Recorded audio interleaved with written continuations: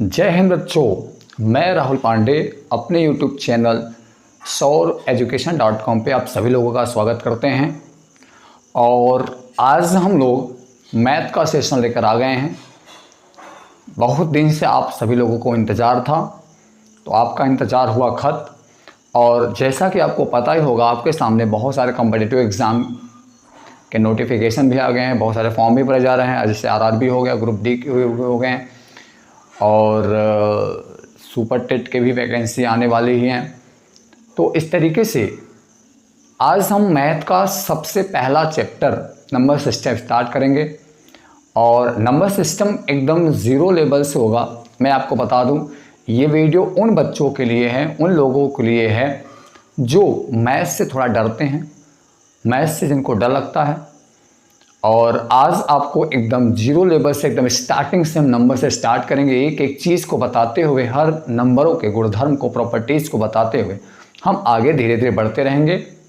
और आप सभी लोग पेन कापी लेकर बैठे, जिससे जो भी कंटेंट पढ़ते रहें आप उसको नोट्स बनाते रहें। तो बच्चों, मैं आपको बता दूं, आप सभी लोग अपनी तैयारी करते रहिएगा। मैथ का पर डे आपको वीडियो मिलता रहेगा। और आइए हम स्टार्ट कर लेते हैं। सबसे पहले आज अपने टॉपिक नंबर सिस्टम पे। नंबर सिस्टम क्या है, नंबर सिस्टम के बारे में पूरा जानते हैं। आपने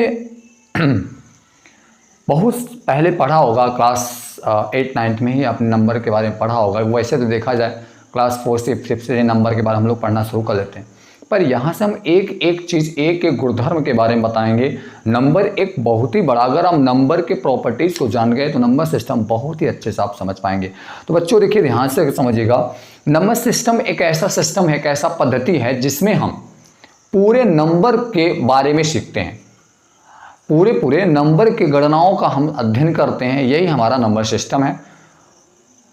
नंबर सिस्टम में हमारे पास जो संख्या में है, ध्यान रखिएगा, संख्या पद्धति।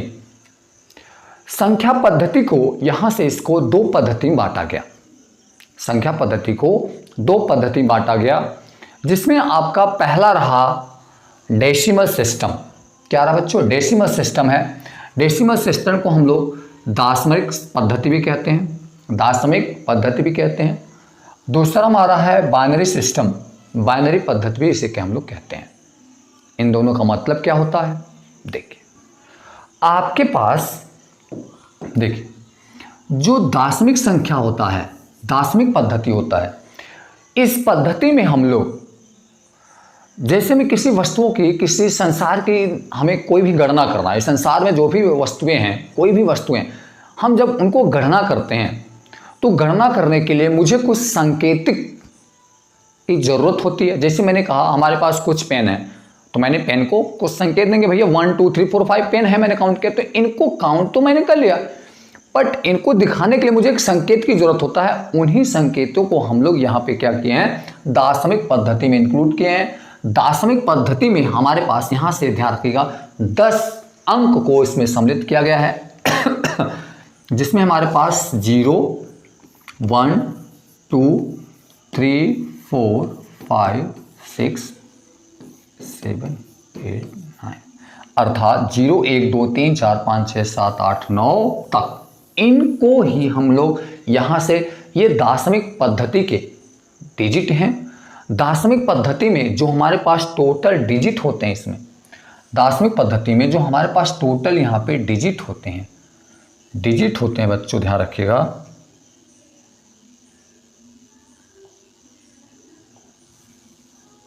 टोटल हमारे पास जो यहाँ पे डिजिट होते हैं, बच्चों ध्यान से देखिएगा, इसमें कितने डिजिट होते हैं, कितने अंक होते हैं। तो भैया यहाँ पे ध्यान रखिएगा, इनके जो अंकों की संख्या होती है, उनके अंकों की संख्या होती है 10। इसका मतलब ये निकल गया कि दशमिक संख्या का जो बेस होता है, आधार जो होता है, वो कितना होता है, 10। और आपको ये पता है, जैसे आपने साइंस में थोड़ा सा पढ़ा होगा सेल के बारे में, कोशिका के बारे में, कई कोशिकाओं से मिलकर के हमारे पूरे शरीर की रचना होती है। मतलब शरीर की सबसे छोटी इकाई जो होती है, वो क्या होती है, कोशिका। सबसे छोटी इकाई कोशिका होती है। तो बच्चों, सबसे पहले यही चीज़ ध्यान रखिएगा कि किसी भी संख्या में जब आप गणित पढ़ते हैं तो बहुत सारी संख्या होती हैं। किसी भी संख्याओं को जो बनाया जाता है वो उसके सबसे छोटे भाग जिसको हम लोग डिजिट कहते हैं। क्या कहते हैं बच्चों? जिसको हम लोग डिजिट कहते हैं, मतलब अंक कहते हैं। अंक क्या है? इन्हीं 0 1 2 3 4 5 6 7 8 9 तक के ये जो सांकेतिक प्रतीक हैं हमारे पास, इन्हीं को हम लोग क्या कहते हैं बच्चों? इन्हीं को हम लोग कहते हैं अंक कहते हैं। क्या कहते हैं? अंक कहते हैं। अंक हमारे पास, अंकों की टोटल संख्या केवल और केवल हमारे पास 10 अंक होते हैं, जिसमें 0 को भी इंक्लूड किया गया है। क्लियर हो गया? तो भैया ध्यान रखिएगा, दार्शनिक पद्धति का जो आधार होता है, दार्शनिक पद्धति का आधार जो होता है बच्चों, हमेशा ध्यान रखना क्या होता है? 10 होता है। दार्शनिक पद्धति का आधार 10 होता है। क्यों? क्योंकि इसमें 10 डिजिट को हम लोग इंक्लूड करते हैं। अब इन डिजिट को, अगर डिजिट को मिला देंगे तो भैया ध्यान रखना संख्या बनना शुरू हो जाता है। मतलब सेल बनते हैं तो शरीर का निर्माण होता है कई सेल के मिलने से, वैसे जब डिजिट मिल जाएंगे तो डिजिट के मिलने से संख्या बनना शुरू हो जाता है। मतलब ये चीज आपको ध्यान रखना है। क्या ध्यान रखना बच्चों? जो संख्या होता है हमेशा ध्यान रखना किससे बनता है? जो संख्या होता है बच्चों, संख्या आपके पास हमेशा और हमेशा किससे बनता है? अंकों से मिलकर बनता है। अंकों से मिलकर बनता है। अंकों से मिल करके मतलब अंक जब मिलते हैं आपस में तो हमेशा संख्या बन जाता है। अब जितने अंक मिलेंगे उतने डिजिट की संख्या बन जाएगी, उतने डिजिट की संख्या बन जाएगी जितने उसमें अंक इंक्लूड किए जाएंगे। मतलब ध्यान रखना, जो आपका संख्या होता है उसका सबसे जो छोटा भाग होता है, किसी भी संख्या का जो सबसे छोटा भाग होता है उसको हम लोग बच्चों क्या कहते हैं? अंक। क्या कहते हैं? अंक। किसी भी संख्या का सबसे छोटा अंक से, इसमें हम छोटा इसको कुछ नहीं कह सकते, ध्यान रखिएगा। जिसमें बात दार्शनिक पद्धति में कितने अंक होते हैं बच्चों? 10 अंक होते हैं। तो क्या ये बात आपको समझ में आ रहा है? दार्शनिक पद्धति में कितने अंक होते हैं? 10 अंक होते हैं। अंकों को अगर हम मिला देंगे, ऐसे अंकों को अगर मिलाते जाओ बच्चों, ध्यान से देखिएगा, जैसे मैंने कहा ना, मैंने 3 अंकों को ले लिया, यहाँ पे 2 ले लिया, 5 ले लिया, 7 ले लिया। तो अब ध्यान रखिएगा, एक तरीके से ये हमारा पूरा क्या है? एक संख्या बन गया। क्या बन गया? एक संख्या बन गया। मतलब ये हुआ, मुझे संख्या बनाने के लिए डिजिट की जरूरत होती है, अंकों की जरूरत होती है। बिना अंकों से संख्या का निर्माण नहीं हो सकता। तो अंकों के समूह को संख्या कहते हैं। अंकों का जब समूह हो जाए उसे हम संख्या कहते हैं। और जितने अंक हो जाएंगे उतनी अंक की संख्या हो जाएगी। तो इसमें अगर हम ध्यान से देखें बच्चों, तो इसमें कितने अंक हैं? 1 2 3। तो मतलब ये 3 अंकों की संख्या है। कितना है? ये 3 अंकों की संख्या है। ये क्या है बच्चों? 3 अंकों की संख्या है। इसमें 3 डिजिट को इंक्लूड किया गया और एक संख्या बना दिया गया। ठीक है कुछ? चलो, तो ये क्लियर हो गया आपके पास। दूसरा हमारे पास यहाँ बच्चों बाइनरी पद्धति है, बाइनरी सिस्टम है। बाइनरी सिस्टम एक कंप्यूटरिंग सिस्टम, मतलब इसमें हम लोग कंप्यूटर क्षेत्र में इसको यूज करते हैं। मतलब ये द्विचरी होता है बच्चों, ये ध्यान रखना। इसमें क्या होता है? इसमें ये हम लोग इसको द्विचरी भी कहते हैं। मतलब इसमें केवल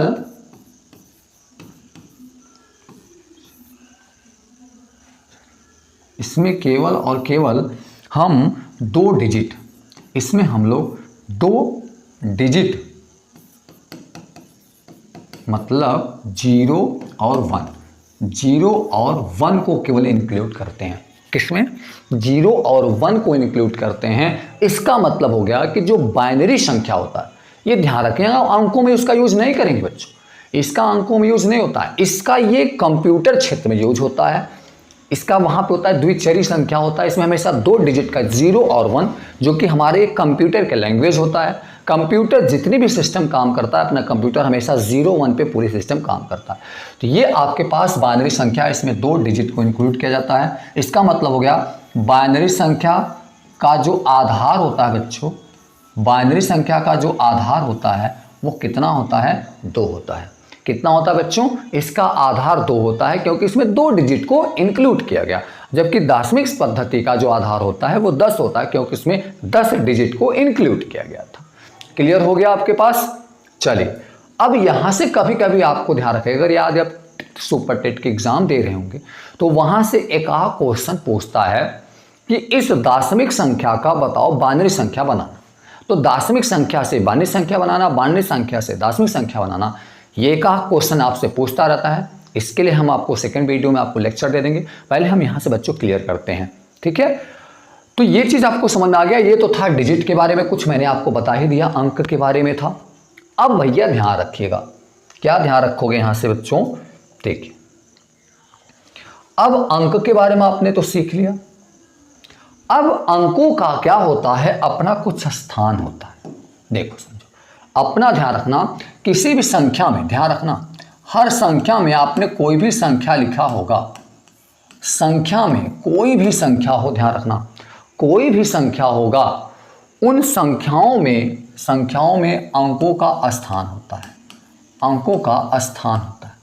कोई भी आप संख्या लिखे, ध्यान रखिएगा, हर संख्या में अंकों का कुछ न कुछ, एक मिनट, हर संख्याओं में अंकों का जो होता है वो कुछ न कुछ मान होता है, अंकों का मान। भैया ध्यान रखिएगा, क्या ध्यान रखेंगे, देखो हर संख्या में जो अंकों का मान होता है, कोई भी संख्या ले लो, कोई भी संख्या ले लो, चाहे वो 5 डिजिट का हो, चाहे वो 6 डिजिट का हो, चाहे वो 15 डिजिट का हो, कोई दिक्कत नहीं है। आप एक संख्या को ले लीजिए बस। जैसे मैंने क्या कहा, यहाँ पे मैंने ले लिया 2, 5, 7, 9, इस तरीके से मैंने 4 डिजिट का एक संख्या ले लिया, ठीक है। चलो अब मैंने जब ये संख्या ले लिया बच्चों, ये 4 डिजिट का संख्या है। अब संख्याओं में जो होता है, अंकों का एक अपना एक मान होता है। आप कोई भी संख्या लिख लो, लेकिन आपको पता है संख्या बनेगा तो अंक जरूर आएगा उसमें, बिना अंक का संख्या बन ही नहीं सकता है, अंकों का समूह होता है। अब ध्यान रखना कि जब आप संख्या बना तो दोगे, अंक आएगा जरूर। उन अंकों का एक अपनी वैल्यू होती है, हर अंक का अपना एक अस्तित्व होता है। अब वो अस्तित्व क्या होता है समझो, यहाँ पे हर संख्याओं का मान होता है। ध्यान रखना बच्चों, संख्या में अंकों का जो मान होता है, हर संख्याओं में अंकों का 2 मान तरीके से होता है। कोई भी संख्या लिख लो, उसमें अंक आएंगे और अंकों का यहाँ पे कुछ वैल्यू होती है, कुछ अस्तित्व होता है उनका अपना। जैसे आप कहीं जाओगे तो आपका खुद एक अस्तित्व होता है, उसी तरीके से जब कोई संख्या बनेगा तो अंकों का एक अस्तित्व होता है उसमें, और वो अस्तित्व मतलब उसका वैल्यू होता है, मान होता है। बच्चों मान क्या होता है, इसका 2 मान होता है। एक उसका रियल मान होता है, जिससे हम लोग वास्तविक मान कहते हैं। क्या कहते हैं बच्चों, जिससे हम लोग वास्तविक मान कहेंगे, और एक उसका होता है स्थानीय मान। क्या होता है बच्चों, एक उसका होता है स्थानीय मान, ठीक है, स्थानीय मान को हम लोग ध्यान रखिएगा। यहाँ से क्या होता है, स्थानीय स्थानीय मान को बच्चों हम लोग यहाँ पे स्थानीय मान को प्लेस वैल्यू भी कहते हैं। हम लोग स्थानीय मान को हम लोग क्या बोलते हैं, प्लेस वैल्यू भी कहते हैं। आपने पढ़ा होगा ये चीज, प्लेस वैल्यू भी कहते हैं हम लोग। क्या कहते हैं, प्लेस वैल्यू कहते हैं। वास्तविक मान को हम लोग कई नाम से जानते हैं। वास्तविक मान को हम लोग शुद्ध मान भी कहते हैं बच्चों। कभी कभी ये टेट सुपर टेट एग्जाम में पूछ लेता है तो बच्चे घबरा जाते हैं, चूंकि नाम चेंज कर देता है, मतलब वही है। इसको हम लोग शुद्ध मान भी कहते हैं, इसको हम लोग जाति मान भी कहते हैं। क्या कहते हैं बच्चों, जाति मान भी कहते हैं। तो ये आपका जाति मान भी हो गया। शुद्ध मान, जाति मान हम इसी को कहते हैं, कोई दिक्कत नहीं है। स्थानीय मान प्लेस वैल्यू होता है, और इसे हम लोग यहाँ से फेस वैल्यू भी कहते हैं। ध्यान रखना, क्या कहते हैं बच्चों, फेस वैल्यू कहते हैं, फेस वैल्यू भी कहते हैं। वो आपका प्लेस वैल्यू है, ये आपका फेस वैल्यू है।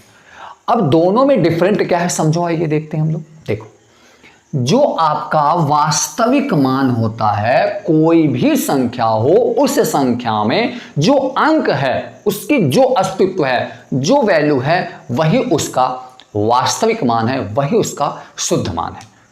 जैसे अगर मैं इस संख्या को लिखा हूं, कितना लिखा गया, 2579 लिखा गया, ठीक है, 2579 लिखा हुआ है। अब हमारे दिमाग में आ गया, क्या दिमाग में आ गया कि भैया ये जो 5 लिखा गया है, इस 5 का जाति मान क्या है, इस 5 का जाति मान क्या है, क्या जाति मान क्या है, शुद्ध मान क्या है, वास्तविक मान क्या है, ठीक है, या उसको आप फेस वैल्यू कह सकते हो। अब आपको पता होना चाहिए कि जो फेस वैल्यू होता है, क्या होता है, फेस टू फेस, ऐसे याद कर लो। जातिमान का मतलब जो उसकी जाति होगी, जो उसकी फेस होगी, वही वास्तव में वो वैल्यू जितनी होगी वही उसका वास्तविक मान है। तो भैया मुझे बता दो 5 का जो वास्तव में है कितना है, वास्तव में कितना है बताइए, कितना है, 5 ही तो है। इसका मतलब इसका जातिमान 5 है, इसका वास्तविक मान 5 है। अगर मैंने पूछा 2 का यहां से बताओ, तो 2 का जातिमान क्या है, 2 का जातिमान वही है। मतलब जातिमान का मतलब फेस टू फेस वैल्यू। आप कितना भी बड़ा संख्या लिख लीजिए, आप कितना भी बड़ा संख्या लिख लीजिए, चाहे वो 15 डिजिट का हो, चाहे वो 20 डिजिट का हो, 50 डिजिट का हो, कोई दिक्कत नहीं है। उसमें जो अंक आएगा उसका जो जातिमान होगा, जो वास्तविक मान होगा, वो हमेशा सेम टू सेम वही होगा। क्लियर हो गया। जातिमान कभी नहीं बदलता, ध्यान रखना। जैसे अब कुछ बच्चे यहां पे देखो कंफ्यूज हो जाएंगे। अगर मैंने लिख दिया 9 7 2 4 7 9 6, अब मैंने आपसे पूछा बच्चों, आप मुझे बता दो इसमें 7 का जातिमान क्या है, 7 का जातिमान क्या है, 7 का जातिमान क्या है, मुझे बताओ। अब बच्चे कंफ्यूज हो जाएंगे, क्योंकि अब जातिमान देखो यहाँ पे 2 7 दिया है, ध्यान से देखो इसमें 2 7 दी। अब आप सोचोगे किसका मान जातिमान पूछ रहा, तो बच्चों ध्यान रखिएगा, घबराने की कोई बात नहीं। जातिमान हर संख्या में, अगर कोई संख्या है उसमें कोई डिजिट है, कोई अंक है, उसका 2 3 4 5 6 बार रिपीटेशन है, तो कोई दिक्कत नहीं, उसका जातिमान सेम टू सेम वही वैल्यू हो जाएगा। मतलब 7 का जो जातिमान होगा वो 7 होगा। वो चाहे आप इस 7 का पूछें और चाहे आप इस 7 का पूछें, डोंट वरी, कोई इफेक्ट नहीं पहुंचने वाला है, दोनों का जातिमान सेम होगा। जैसे मैंने पूछा अगर 9 का जातिमान, अगर मैं पूछूं 9 का जातिमान पूछूं, तो बच्चों ध्यान रखिएगा 9 दोनों सेम है, देखिए तो दोनों का जातिमान सेम होगा, 9 ही हो जाएगा। इसका मतलब हो गया कि अगर किसी संख्या में कोई अंक है और वो कई बार उसका रिपीटेशन हुआ है, तो जातिमान पे कोई प्रभाव नहीं पड़ेगा, जातिमान उसका सेम टू सेम वही होगा। लेकिन बच्चों ध्यान रखिएगा स्थानीय मान उसका बदल जाए, क्योंकि स्थानीय मान का जो डिफिनीशन कहता है, स्थानीय मान का मतलब हो गया कि उस संख्या में अंक का स्थान होना चाहिए। उस संख्या में अंक का स्थान क्या है, वो उसका स्थानीय मान है। आपको पता है जैसे आपका रोल नंबर पहले 3 था और आपका रोल नंबर 7 कर लिया गया, इसका मतलब आपका स्थान बदल गया, आपका स्थान बदल गया। सेम उसी तरीके से होता है कि अगर मैं आपको बता दूं बच्चों, देखिए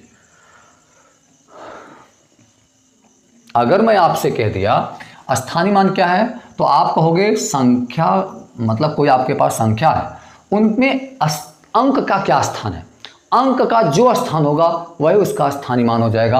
अंक का स्थान ही उसका स्थानीय मान होता है। क्या होता है, अंक का स्थान। अगर अंकों का स्थान बदल दिया जाए, जैसे एग्जाम्पल बना लीजिए, मैं अगर यहाँ पे एग्जाम्पल ले लो आपको, देखिए यहाँ से मैंने ले लिया 7 9 2 9, एक मिनट,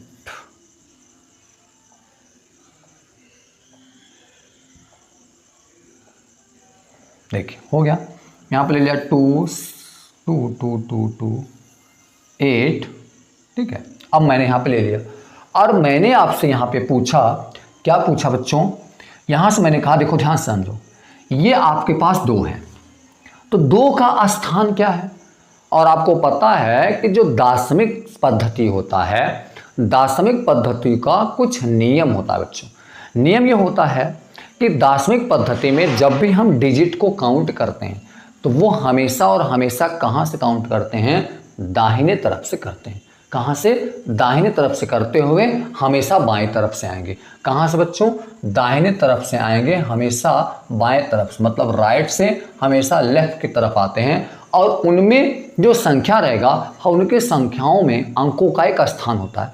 आप पता होगा कि यहाँ से हमेशा इकाई अंक, क्या इकाई, दहाई, सैकड़ा, हजार, 10,000, लाख, 10 लाख, ऐसे ऐसे हम करते हुए जाते हैं। तो ये जो इकाई, दहाई, सैकड़ा, हजार है, वो उन जब दार्शनिक पद्धति होता है तो जो उसमें संख्याओं को अंकों को जब इंक्लूड किया जाता है तो संख्या बनाता है, तो उनमें उनका एक स्थान फिक्स किया गया कि इस स्थान पर जो रहेगा वो सैकड़ा स्थान होगा, इस स्थान पे जो रहेगा वो दहाई स्थान पे होगा। मतलब कि पहले यहाँ से ध्यान रखोगे, दाहिने तरफ से जो सबसे पहला वाला डिजिट आएगा उसे इकाई अंक कहेंगे, जो दूसरे पे आएगा उसको दहाई कहेंगे, जो तीसरे पे आएगा उसे सैकड़ा कहेंगे, जो चौथे आएगा उसे हजार कहेंगे, जो पांचवें पे आएगा उसे 10,000 कहेंगे। तो ये इकाई दहाई सैकड़ा उसका स्थान रख दिया गया कि इस स्थान पे जो आएगा उसकी वैल्यू ये हो जाएगी। तो अगर मैं इसको देखूं बच्चों तो ध्यान से देखो, क्या ये इकाई है? पहला, चूंकि सबसे पहला ही डिजिट है इसलिए क्या है, इकाई, इसका हो गया। अब यहाँ पे दूसरा है तो ये क्या हो गया, दहाई हो गया। और आपके पास तीसरा है तो ये क्या हो गया, सैकड़ा हो गया। और ये आपके पास क्या हो गया, हजार हो गया। ऐसे और भी आगे डिजिट आ सकते हैं, कोई दिक्कत नहीं। अब मैंने पूछा इस दो का बताओ स्थानीय मान कितना है। तो बच्चों ध्यान रखिएगा, इकाई दहाई है, क्या है, दहाई है, मतलब इसका स्थानीय जो स्थान है वो दहाई स्थान पे है। जो दो है वो कौन से स्थान पे है, दहाई स्थान पे है। इसका मतलब हो गया इसका जो स्थानीय मान है दो है, दो है तो दो का जो स्थानीय मान है कितना, कौन से स्थान पे है, दहाई। कौन से, दहाई, दहाई मतलब 10 है। तो इसका मतलब हो गया, हम 10 का यहाँ कर देंगे तो कितना हो गया, ये 20 आ गया। इसका मतलब इसका स्थान जो था दहाई स्थान पर था, इसका स्थानीय मान 20 हो गया। अब मैंने पूछा 7 का स्थानीय मान कितना है। तो भैया 7 का स्थानीय मान का मतलब उसके स्थान का मान, उसके स्थान का मान क्या है, यही पूछ रहा स्थानीय मान। अब बताओ स्थानीय, पहले देखो उसका स्थान क्या है, तो इकाई दहाई सैकड़ा कौन से स्थान पे है, बताओ कौन सा स्थान पे बच्चों, सैकड़ा स्थान पे है। सैकड़ा मतलब इसका स्थानीय मान सैकड़ा हो जाएगा। किसका, 7 है, 7 का स्थानीय मान कितना हो जाएगा, सैकड़ा माने 100 हो जाएगा। इसलिए कितना आ गया, ये 700 हो गया। क्या हो गया बच्चों, 700 हो गया यहां से। अब थोड़ा ध्यान दीजिए, आप थोड़ा सा ध्यान दीजिए बच्चों, थोड़ा सा ध्यान दीजिए बोर्ड पे। अब क्या करते हैं हम, देखो अब हम थोड़ा सा इसमें मसाला मिलाते हैं। देखो मैंने क्या कर दिया, इस देखो स्थानीय मान तो हो गया, हमने क्या किया, स्थान बदला। तो क्या हम ये देखना चाहते हैं कि अगर किसी संख्या में अंकों का स्थान बदल दें तो क्या उसके मान पे प्रभाव पड़ता है। देखिए ध्यान रखें, जाति मान पे आप कुछ भी बदल दीजिए, स्थान कहीं भी कर दीजिए, जाति मान में आप स्थान कहीं भी कर दीजिए बच्चों, ध्यान रखिएगा। जाति मान में आप उसको किसी भी स्थान पर रख दीजिए, उसका जाति मान same to same, face to face वही रहेगा जो रहेगा। जाति मान पर स्थान से कोई मतलब नहीं हो, वो कहीं भी हो। देखो ये जैसे रहा, ये वाला 9 जो है वो देखो दहाई पे है, ये वाला 9 कहीं 1000 10,000 पे है, ये वाला 9 कहीं और पे, इससे कोई प्रभाव नहीं पड़ता। जाति मान का जो स्थान होता है, स्थान से कोई मतलब नहीं, वो स्थान पे निर्भर ही नहीं करता है, इसलिए उसके स्थान से कोई मतलब नहीं, कहीं भी रख दो उसका जाति मान वही रहेगा। लेकिन स्थानीय मान जो होता है बच्चों, स्थानीय मान जैसे ही आप अंकों का स्थान बदलोगे, अगर मतलब वो पहले 2 जो था दहाई पे था, उसको मैं यहाँ कर दूँ, उसको यहाँ कर दूँ, अगर अंकों का स्थान बदले तो ध्यान रखनेगा स्थानीय मान भी तुरंत उनका बदल जाएगा। देखो जैसे मैंने यहाँ कर दिया, ये आपके पास 9 था, और जैसे 9 था मैंने क्या किया बच्चों, मैंने क्या किया इसको, देखिए मैंने इसको क्या किया बच्चों, यहाँ से इस 2 को यहाँ कर दिया, ये 2 यहाँ आ गया और ये 7 यहाँ आ गया, ये रहा। तो देखिए ध्यान से आपको दिख रहा होगा, मैंने 2 और 7 के स्थान को क्यों बदला है। अगर मुझसे पूछा जाति मान, तो जाति मान पे कोई प्रभाव नहीं पड़ता, लेकिन अब यहाँ से स्थान में प्रभाव पड़ेगा, क्योंकि अब देखा जाए ध्यान से देखो, तो जो 7 है तो 7 कौन से स्थान पे आ गया, दहाई स्थान पे आ गया। कौन से स्थान पे, दहाई स्थान पे आ गया। और जो आपका 2 था वो कहाँ है, वो कहाँ है, सैकड़ा स्थान पे है। कहाँ है, सैकड़ा स्थान पे है। और ये आपके पास क्या है, हजार स्थान पे। तो इसका मतलब देखो, मैंने 9 और 8 का स्थान नहीं बदला था, तो 9 और 8 अपने ही स्थान पे हैं, वो इकाई स्थान पे है, वे हजार स्थान पे। लेकिन मैंने 7 और 2 का स्थान बदल दिया, तो अब देखो यहाँ पे जो 7 का स्थानीय मान होगा वो कितना हो जाएगा, 7 गुणे 10। अब यहाँ बच्चों 10 का गुना क्यों हो रहा है, 10 का गुना क्यों हो रहा है, क्योंकि इसके स्थान का जो मान है वो 10 हो गया। जिसके स्थान का जो मान रहेगा उसी में गुणा कर लोगे, बस ध्यान रखना, उसका पता चल जाएगा स्थानीय मान। अब यहाँ पे 2 है, अब 2 का स्थान कितना है, सैकड़ा है, तो 100 का यहाँ पे गुना हो गया। इसलिए आपको ध्यान रखना है कि यहाँ से आपको समझ में आ ही गया होगा कि अंकों का स्थान बदलने पर उनका स्थानीय मान बदल जाता है, जाति मान पे कोई प्रभाव नहीं पहुँचता है। क्लियर हो गया। स्थानीय मान और जाति मान में कोई दिक्कत है तो मुझे बताओ। अगर दिक्कत है थोड़ा सा वीडियो को बैक कीजिए, फिर से देखिए, आपका डाउट क्लियर हो जाएगा। क्लियर हो गया बच्चों? चलिए अब आगे बढ़ते हैं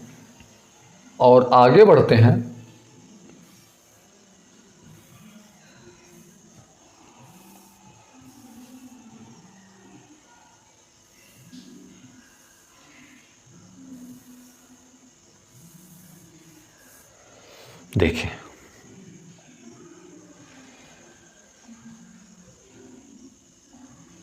चलिए और आगे चलते हैं बच्चों। संख्याओं से स्टार्ट कर लेते हैं हम लोग इसमें। देखिए, ठीक, चलिए आगे चलते हैं संख्याओं के बारे में। अब हम बात कर लेते हैं संख्याओं के बारे में, नंबर्स के बारे में बात कर लेते हैं। नंबर क्या होते हैं, संख्या का होते हैं। अंक के बारे में मुझे समझ में आ गया। जो अंक होते हैं सबसे छोटे भाग हैं किसी भी संख्याओं के, अंकों से संख्या का निर्माण हो जाता है। इस तरीके से चलिए आगे बढ़ते हैं हम लोग और संख्याओं के बारे में जानते हैं। बच्चों ध्यान रखिएगा, हमारे पास जो संख्याएं होती हैं वो आपके पास दो प्रकार की होती हैं। दो प्रकार की संख्याएं इसमें दो भागों में बांटा गया। सबसे पहला हमारा बांटा गया इसमें वास्तविक संख्या। क्या बांटा गया बच्चों?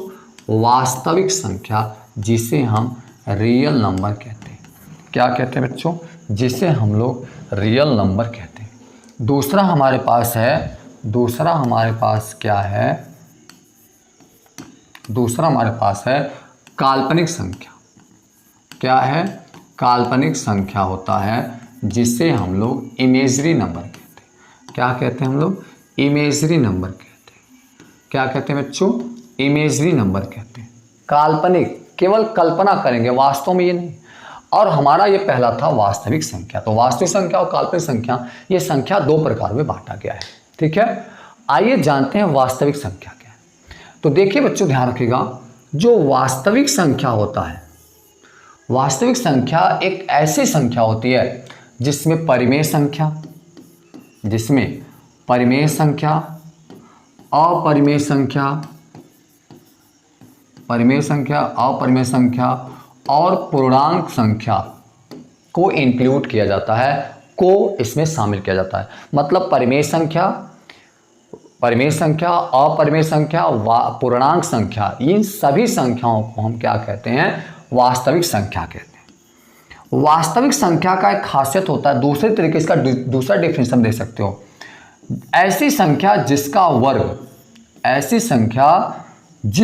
वर्ग कर दिया जाए, जिसका वर्ग धनात्मक संख्या है, जिसका वर्ग क्या है? हमेशा धनात्मक संख्या है। ये आपको ध्यान रखना है।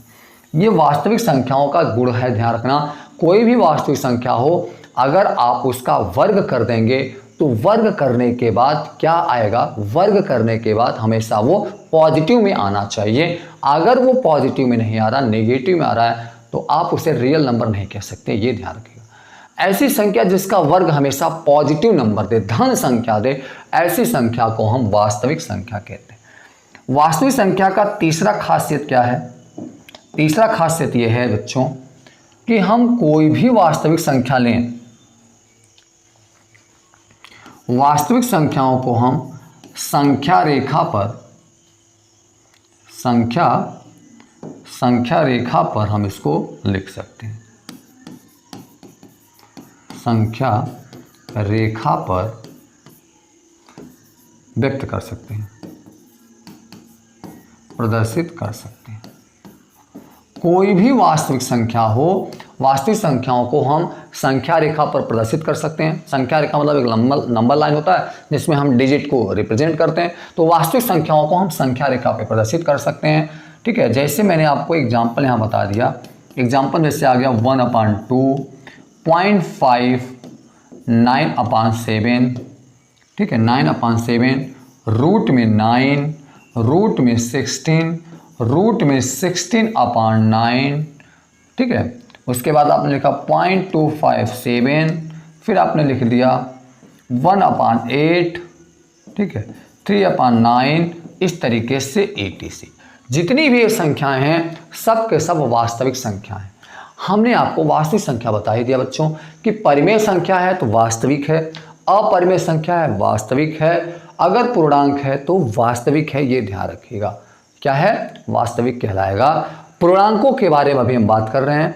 और एक खास बात और ध्यान रखना है। क्या ध्यान रखना है? कि अगर कोई भी वास्तविक संख्या है, कोई भी वास्तविक संख्या है, तो वास्तविक संख्याओं का वर्ग हमेशा पॉजिटिव नंबर आएगा, ये ध्यान रखना। कोई भी पॉजिटिव नंबर, जैसे कि एग्जांपल देखिए, अगर मैं आपसे कह दिया, अगर मैंने आपसे यहाँ पे कहा, क्या कहा? अगर मैं आपसे कह दिया कि यहाँ से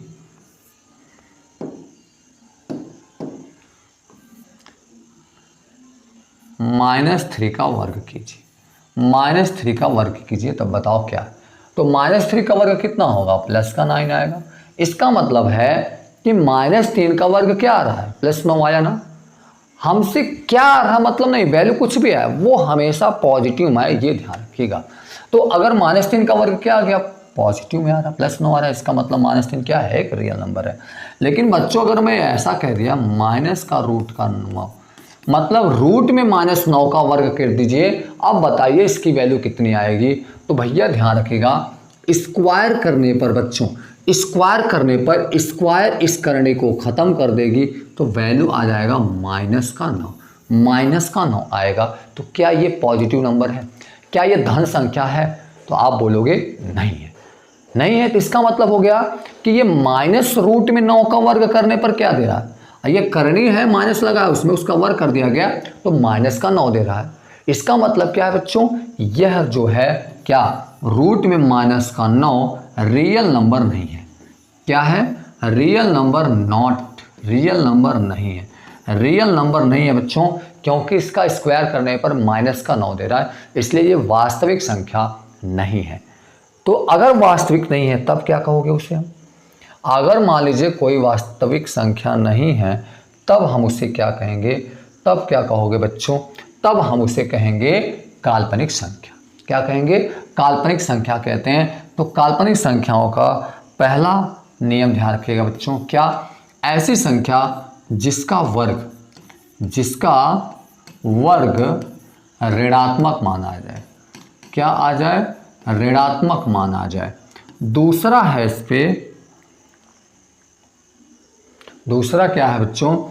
इन्हें हम संख्या रेखा पर व्यक्त नहीं कर सकते, संख्या रेखा पर व्यक्त नहीं कर सकते, व्यक्त नहीं कर सकते, व्यक्त नहीं कर सकते, व्यक्त नहीं कर सकते। ठीक है, संख्या रेखा पर हम व्यक्त नहीं कर सकते, संख्या रेखा पर प्रदर्शित नहीं कर सकते। अगर हम उन्हें चाहें तो व्यक्त ही नहीं किया जा सकता। जैसे एग्जाम्पल पे आ गया बच्चों, ध्यान रखिएगा, क्या आ गया? रूट में -9, रूट में -16, रूट में -11, रूट में -12, रूट में -25, ये सब के सब क्या हो जाएंगे बच्चों? सब के सब इमेजरी संख्या होगी।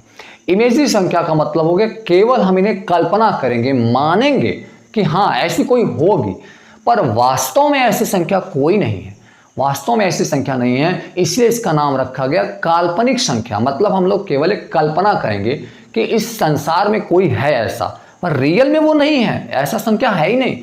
हम उसे मान के छोड़ देते हैं कि वास्तव में मतलब रियल में ऐसा कोई नंबर होगा, तो इसीलिए हम लोग काल्पनिक संख्या कहते हैं। काल्पनिक संख्याओं का पहचान बच्चों मैं यहाँ से आपको लिख देता हूँ, हमेशा ध्यान रखिएगा, नोट पॉइंट बना के लिखिएगा। अगर रूट में लग गया बस वर्गमूल के साथ में, और बच्चों एक चीज़ और ध्यान रखना, यहाँ पे कोई मूल नहीं आना चाहिए। अगर वो मूल आ गया तो अकॉर्डिंग टू वो चेंज हो सकता है कंडीशन, ध्यान रखना, केवल वर्गमूल की बात की जा रही है यहाँ पे, तो ध्यान रखिएगा। अगर रूट में वर्गमूल के साथ में, किसके करनी है, वर्गमूल के साथ में अगर कोई नेगेटिव वैल्यू आता है, नेगेटिव मान आता है, ध्यान रखना, कोई भी नेगेटिव मान अगर ऐसी कंडीशन आ जाए तो हमेशा आप उसे क्या कहोगे? Imagery number. क्या बोलोगे? इमेजिनरी नंबर काल्पनिक संख्या बोलोगे बच्चों, ऐसी संख्याओं को हमेशा काल्पनिक संख्या कहते हैं। ठीक, काल्पनिक संख्या एग्जाम्पल में फिर से देख लो, जैसे मैंने लिखा रूट में, अब यहाँ पे माइनस लिख दिया, माइनस का मैंने 7 लिख दिया, ये क्या है, काल्पनिक संख्या है। फिर मैंने लिख दिया रूट में माइनस का 9 लिख दिया, काल्पनिक संख्या है। फिर मैंने लिख दिया रूट में माइनस का 99 लिख दिया, ये काल्पनिक संख्या है। लेकिन अब यहाँ से ये देखो, अब ये आपको करेगा कंफ्यूज, ये आपको बच्चों थोड़ा सा करेगा कंफ्यूज, बट आप कंफ्यूज नहीं होंगे, मैं आपका डाउट क्लियर कर दे रहा हूँ। देखो कहाँ कंफ्यूज होंगे, ये देखो, जैसे अब कुछ बच्चे क्या करेंगे, उनके दिमाग में आ गया कि अगर रूट में बस माइनस आ गया तो ऐसी संख्याओं को हम काल्पनिक कहेंगे। मैं फिर से बता रहा हूँ, ये हमेशा के लिए सत्य नहीं है कि करने बस आ जाए माइनस हमेशा हो गया, नहीं। देखो जैसे अब मैंने यहाँ पे लिख दिया रूट में माइनस का 8, ठीक है, तो रूट में -8 क्या है, ये काल्पनिक है। क्या है, ये काल्पनिक संख्या है। जी हाँ, ये काल्पनिक संख्या है, काल्पनिक संख्या है। लेकिन अगर मैं रूट में -8 लिख दूं, रूट में -8 लिख दूं और यहाँ पे इसका मूल मैं 3 लिख दूं, तो भैया ध्यान रखिएगा, यह काल्पनिक संख्या नहीं होगा, यह काल्पनिक संख्या नहीं होगा, काल्पनिक संख्या नहीं होगा, ध्यान रखना, ये काल्पनिक संख्या नहीं होगा, काल्पनिक संख्या नहीं है। अब यहाँ से क्यों नहीं है, क्योंकि ये दोनों को ध्यान से देखो, ध्यान से देखो दोनों में, अगर मैं ध्यान से देखूं तो मैंने कहा ये केवल और केवल ये क्या है, अगर ऐसी कंडीशन लग जाती है, ये केवल रूट लिखा हो और रूट के साथ में यहाँ पे जो संख्या लिखी जाती है इसको हम कहते हैं मूल, यहाँ पे लिखता है, इसका मतलब इस करणी का जो मूल है वो करणी का मूल कितना है, करणी का मूल है 3, तो हम लोग इसे कहेंगे घनमूल। और करणी का मूल होगा 2 तो हम इसे कहेंगे वर्गमूल। अगर करणी का मूल होगा 4 इसे कहेंगे चतुर्थ मूल। अगर करणी का मूल होगा 5 इसे कहेंगे पंचमूल। इस तरीके से हम लोग कहते हैं। तो यहाँ पे मूल इसका कितना है, मूल इसका क्या है 2 है, तो हम लोग इसको क्या कहेंगे, ये आपके पास वर्गमूल है और ये आपके पास क्या है यहाँ पे घनमूल है।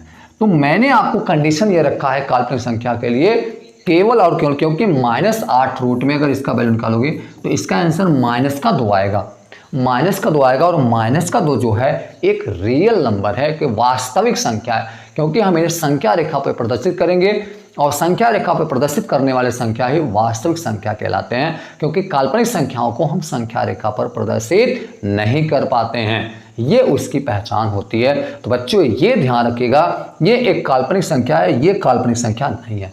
मतलब हमेशा मूल को देखते हुए, मतलब उसका अगर मूल डिफाइंड नहीं हो रहा और करणी में है, फिर से ध्यान रखो, उसका मूल निकाला नहीं जा सकता और वो करणी माइनस में है, बस वो काल्पनिक संख्या हो जाएगा, ध्यान रखना, वो काल्पनिक संख्या हो जाएगा। लेकिन अगर उसका मूल, जैसे अगर मैं यहाँ से फिर से आपको बता दिया, यहाँ पे मैंने लिखा मूल 3 और यहाँ पे मैंने लिखा रूट में 27 लिख दिया। क्या लिख दिया बच्चों, रूट में 27 लिख दिया, घनमूल है। तो क्या ये बताओ वो काल्पनिक संख्या है? क्या आप मुझे कमेंट बॉक्स में बताओ, क्या ये काल्पनिक संख्या है? क्या ये काल्पनिक संख्या है? तो आपका आंसर होना चाहिए जी नहीं, ये काल्पनिक संख्या नहीं होगा। क्यों नहीं होगा, क्यों नहीं होगा बच्चों? क्योंकि यहाँ पे ध्यान से देखो, इस रूट में, क्यूब रूट में -27 का वैल्यू जो आएगा -3 आएगा। अब -3 आ गया तो ये तो वास्तविक संख्या होगा, क्योंकि -3 को हम संख्या रेखा पे प्रदर्शित कर सकते हैं, इसलिए क्या होगा, ये काल्पनिक संख्या नहीं होगा। तो बच्चों आशा है कि आपको समझ में आ गया होगा काल्पनिक संख्या और वास्तविक संख्याओं में। काल्पनिक संख्या को छोड़ दो, बाकी जितनी संख्या है सब वास्तविक संख्या है। काल्पनिक संख्या को छोड़ दो, बाकी जितनी संख्या है सब वास्तविक संख्या। हम वास्तविक संख्या को नंबर लाइन पे प्रदर्शित कर सकते हैं, नंबर लाइन पे लिख सकते हैं, दिखा सकते हैं, लेकिन काल्पनिक संख्याओं को हम नंबर लाइन पे दिखा नहीं सकते। ये इनका सबसे बड़ा खासियत बात होता है। चलो क्लियर हुआ काल्पनिक और वास्तविक संख्या में? बोलिए हाँ या ना, क्लियर हुआ बच्चों? और आगे बढ़ते हैं और आगे चलते हैं इनके भाग। देखिए तो बच्चों क्या ध्यान देंगे, अब वास्तविक संख्याओं को कैसे बांटा गया। अब हम यहाँ पे वास्तविक संख्याओं का बंटवारा पढ़ते हैं। वास्तविक संख्या, रियल नंबर। अब वास्तविक संख्याओं को इसमें बांटा गया जब, तो वास्तविक संख्याओं को भैया यहाँ पे 3 खंडों में बांट दिया गया। इसको कितने बच्चों? 3 खंडों में बांट दिया गया। अब वो 3 खंड कौन कौन है ध्यान दो। पहले को लिख दिया गया परिमेय संख्या, जिससे हम लोग रेशनल नंबर कहते हैं। क्या कहेंगे यहाँ पे? रेशनल नंबर कहेंगे। दूसरा आपके पास है यहाँ से अपरिमेय संख्या। क्या है? अपरिमेय संख्या, इरेशनल नंबर बोलते हैं। क्या? इरेशनल नंबर बोलते हैं हम लोग। और यहाँ से तीसरा आपका हो जाएगा पूर्णांक। क्या हो जाएगा बच्चों? पूर्णांक, जिसे हम लोग इंटीजर बोलते हैं। क्या बोलेंगे? इंटीजर बोलते हैं। इसको हम लोग इरेशनल नंबर कहते हैं। क्या बोलते हैं? इरेशनल नंबर कहते हैं। और आपके जो ये पहला है, ये आपके पास रेशनल नंबर है। क्या है बच्चों? रेशनल नंबर है। क्या है? रेशनल नंबर है। रेशनल नंबर, इरेशनल नंबर और इंटीजर, ये 3 प्रकार के आपके पास हैं और तीनों को हम आइए अच्छे से समझते हैं। अब भैया ध्यान रखना, जो रेशनल नंबर होता है, देखो जो रेशनल नंबर जिसे हम परिमेय संख्या कहते हैं, बहुत बच्चे कंफ्यूज होते हैं। एकदम संक्षिप्त तरीका में देखो, कुछ बच्चे बताते हैं कि जिन्हें हम P/Q में लिख पाएं, जिन संख्याओं को P/Q में लिख पाएं उन्हें हम परिमेय संख्या कहते हैं। ये सही है, पर थोड़ा सा इसमें हल्का सा ध्यान रखिएगा। P/Q में लिख पाएंगे, लेकिन ये ना कह के अगर हम ऐसा शब्द कहें तो हमारे लिए बहुत अच्छा होगा। क्या होगा? हमेशा ध्यान रखना कि जो परिमेय संख्या होता है वो पूर्णांकों का, क्या होता है बच्चों? पूर्णांकों का P/Q रूप होता है। बस पूर्णांकों का P/Q रूप में लिखना ही परिमेय संख्या कहलाता है। हम किसी भी पूर्णांकों को P/Q में लिखें, कोई भी पूर्णांक लिखें और उसे P/Q में लिख दें, ध्यान रखना, अगर हम किसी पूर्णांक को ले लें और P/Q में लिख दें तो हमेशा ध्यान रखना उसे हम परिमेय संख्या कहते हैं। आइए 1 मिनट के लिए पूर्णांक क्या होता है मैं यहाँ आपको बता देता हूँ। पूर्णांक क्या है बच्चों? थोड़ा सा ध्यान से देखिएगा। पूर्णांक क्या होता है तो आप बताओगे, नेगेटिव 0, क्या 0, धनात्मक संख्या 1, प्लस का 2, प्लस का 3 डैश प्लस इन्फिनिटी तक, माइनस का 1, माइनस का 2, माइनस का 3 अप टू 1 माइनस इन्फिनिटी तक। तो माइनस संख्या प्लस संख्या को मिला करके, माइनस संख्या और प्लस संख्या और 0 का जो ग्रुप होता है, मतलब धनात्मक संख्या, ऋणात्मक संख्या और 0 का जो ग्रुप पूरा बन जाता है, इन्हीं को हम पूर्णांक मतलब इंटीजर कहते हैं। बट ये ध्यान रखिएगा, जो पूर्णांक आपके पास होते हैं, सभी पूर्णांक जो होते हैं, हमेशा ध्यान रखना, ये दशमलव में नहीं होंगे। ध्यान रखना मैं क्या क्या बता रहा हूं बच्चों, दशमलव में नहीं होंगे, दशमलव में नहीं होंगे। पहला खासियत बात ध्यान रखना, दशमलव में ये कहीं नहीं होंगे। ध्यान, 2.5 का जब पूर्णांक है तो ये पूर्णांक नहीं है। 2.5 पूर्णांक नहीं है, ये आपको ध्यान रखना है। 3.5 पूर्णांक नहीं है। 17.12 पूर्णांक नहीं है। दूसरा बात, जो पूर्णांक होता है वो अंश बटे हर का नहीं होगा, अंश बटे हर के रूप का नहीं होगा। मतलब ये अट्टा बट्टा में नहीं होगा, ध्यान रखना। कोई भी पूर्णांक संख्या हो वो अट्टा बट्टा में, मतलब 1/2 पूर्णांक है नहीं है, 3/5, 7/9, 2.5, 8/5, मतलब किसी भी पूर्णांक, पूर्णांक का मतलब है पूर्णांक मतलब पूरा पूरा अंक होना चाहिए। पूरा पूरा अंक, ये शब्द में ही कह रहा है, उसका पूरा अंक होना चाहिए, बस पूरा अंक होना चाहिए, बस पूरा पूरा अंक होना चाहिए। जैसे मैंने कहा 5, हाँ है, पूरा पूरा है। अब मैंने कहा 5.5, 2.5, 3.5, ये सब पूर्णांक नहीं होते हैं, ऐसे संख्या पूर्णांक नहीं होते। पूर्णांक जब भी होंगे वो हमेशा पूरा पूरा अंक होगा, पूर्णांक पूरा पूरा अंक होना चाहिए। 2.5 पूर्णांक है, बोलिए है, नहीं है। 7.5 पूर्णांक है, नहीं है। 15.9 पूर्णांक है, नहीं है। 5/7 पूर्णांक है, नहीं है, क्योंकि ये अट्टा बट्टा दशमलव भिन्नात्मक ये सब पूर्णांक नहीं होंगे। पूरा पूर्णांक 5 पूर्णांक है, -17 पूर्णांक है, -32 पूर्णांक है, -36 पूर्णांक है, मतलब वो माइनस में है या प्लस में है, और विथ 0 वो पूर्णांक है, माइनस में हो या प्लस में हो, लेकिन पूरा पूरा अंक होना चाहिए, बस वो पूर्णांक हो जाएगा। तीसरा यहाँ पे आपको क्या ध्यान रखना है बच्चों, कि जो पूर्णांक होते हैं, ध्यान रखना, पूर्णांक जो होंगे वो धनात्मक, ऋणात्मक, शून्य हो सकते हैं। बट एक चीज को ध्यान रखना, शून्य आपके पास जो जीरो है ये न तो धनात्मक है, न तो धनात्मक है और न ही ऋणात्मक है। क्या है? न तो ऋणात्मक, मतलब जीरो संख्या को, जो जीरो है, न तो हम इसे धन पूर्णांक कहेंगे और न तो इसे हम ऋण पूर्णांक कहेंगे। तब क्या कहेंगे? तो केवल और केवल इसे एक पूर्णांक कहते हैं। क्या कहेंगे? केवल और केवल एक इसे पूर्णांक, इंटीजर कहते हैं।